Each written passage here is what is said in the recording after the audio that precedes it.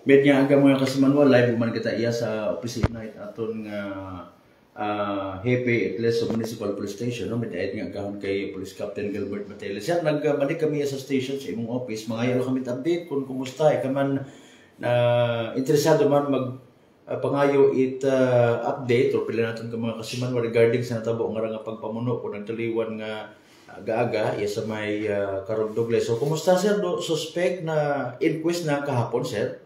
So, may gid nga gahon kasi man bang Albert no sa atong mga gibahan no, sa Partners Media sa aton nga mga soking tagpo. Ati may gid gahon sa tanan no. Regarding di karon sa natabo nga pagpamuno kung si nagsultahan nila sa instantaneous death atong biktima ra. So, kahapon day na patigay naton nga ma-file do refer do kaso, ma-file do kaso through inquest proceeding sa aton nga probinsya prosecutor no. Aga yung suspect nga nagaray yaman gyapon sa atong kustudiya makaron pero na pananaton na file na naton do kaso ka contra inquest proceeding. Okay, through inquest proceeding ano sila nga kaso ro ginatubag suspect na bali the original nga gin-file naton nga complaint kara is sayang ka murder nga kaso no. Okay, galing ay siyempre ning kuma niyang rekulitan ando dayang kaso ba nga ray niyang kuwang-kuwang atong substansya no. Okay, kuwang bangod nga wag na kita niyang mga panito no, mga witnesses no. Ayun, Except lamang sa extrajudicial confession aga siyempre sa mga substantial evidence itong atong makikita no ay niyang may mga gina-consider nga mga factor ang aton nga investigating prosecutor no gabi gid nga ro mga kaso ba nga ray kinahanglan gid naton nga may nagakaigog gid kita nga ebidensya nginugkasta no kon ba lang ginatawag nga sufficient gid ebidensya no para ning pananggid naton ning mapapasko gid naton kung ang aton nga mga gina-file nga ning kaso sa aton nga korte no. So siyempre para manda sa pamilya victim nga nagahugat man literal nga hustisya. Pero sir hay nayang sa kaso nga ra nga gin-file naton through regular no. Inquest. Okay. Okay. So doon ba naging sistema ka po. So ito ba para sir available ti mo ra? Wa pagidit gin ning paggawa nga panang aton nga ning korte no pero ning available ba lang siguro mara dahil medyo nahulog mo sa homicide no. So dayang ginaproseso tanaw naton actually available gid man mo dahil homicide man lang mo. Pero mabahaw-bahaw siguro ng recommended bail.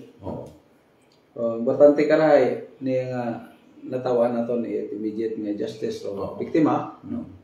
Aga niyang gintawan gid naton dahil oras ag effort tanan nga para ning matigayon gid naton no maproseso man bago gani kina immediate matawaan naton justice o biktima.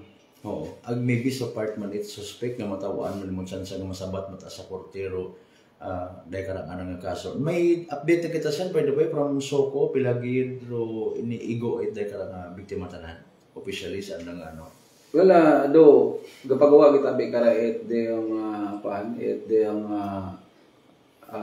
medical legal examination report on physical injuries so aton nga image aton municipal health officer no dahil tumat ang nagkandak post-mortem examination. Okay. So para wa pagid mo nakapagawa katon post-mortem no dahil may mga factor siguro may mga rason kung man wa pa mo ka issue ka ganit medical legal examination report. Sige lang, so importante karahay na yung sa part ng pamilya ko victim na confirm nga na-inquest na kahapon. Ang sa part na niyo sir, dahil karang kaso is isolated case, mga bunga malang man hinilong nga istorya. Lastly na siguro na sir, may gusto kitang i-advise man sa aton mga kasi manuwa sa leso, given the fact nga ako, kita man nag-confirm sa leso, nga rin nga nga baluan natin, peaceful matakunta, galing ko naman tayo mga insidente, ko naman nga hindi mapaiway, nga bungat, it epekto, alak. Sige sa Gilbert. Yes, tama rin, no? Kasi manuwa Albert, no? So, nga banwang leso nga rahay, nga uman-uman ko nga nga pa-side sa tanan nga imot araro gina-recognize nga bilang nga peaceful nga municipality aso niya bilog nga plano. Galing ay ratong may bangod niya ako namat no ay bangod sa ginatawag nga intoxicating liquor no mga rasones ko namat nga nadluga sa control aga nga nakakahimo nakakomiter mga butang nagabaylar sa aton nga kalinong nagkataway no.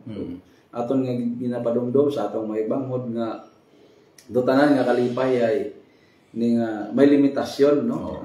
Dapat ay magiging nga concern man kita sa kada sa katon nga kung medyo nga sobra na no. Aga medyo hindi na makontrol ay iwasan gid naton ang makipag-argumento no. Dahil sa pag-argumento nga under the influence of intoxicating liquor ka ay wala ka na nga control sa kaugalingon mo.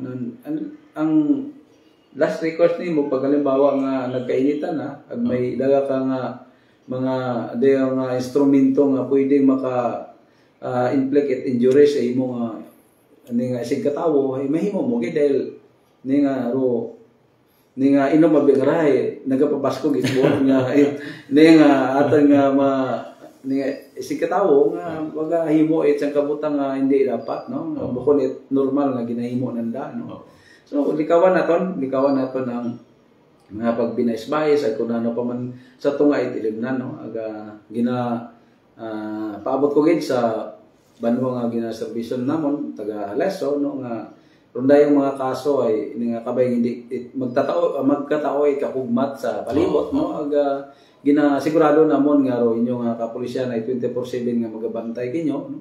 Aga padayon nga nagamintinar kalinong nagkataway so rondayang banwa no agoda padayon kitang magakabuhi nga may ginatawag namon nga peaceful living iya sa banwa nga Leso.